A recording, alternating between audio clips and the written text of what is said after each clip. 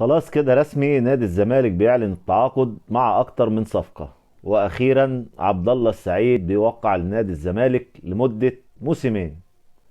رغم المحاولات الكتير لافشال صفقة عبد الله السعيد الا ان في النهاية عبد الله السعيد بيوقع لنادي الزمالك حتى 2026.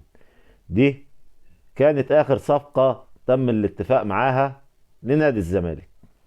اما عن اهم الصفقات اللي نادي الزمالك خلص معاها، كلهم مضوا.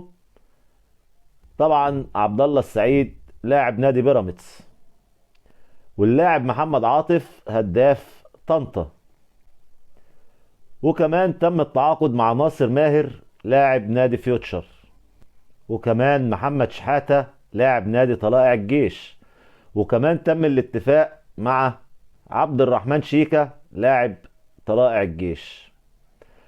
والصفقة الأهم في صفقات نادي الزمالك هي صفقة اللاعب أحمد حمدي لاعب النادي الأهلي السابق ولاعب نادي مونتريال الكندي. نادي الزمالك بيعلن التعاقد مع أكتر من صفقة، وهيتم رسمي الإعلان عن أكتر من 10 صفقات يوم الجمعة. دي كانت أهم صفقات نادي الزمالك.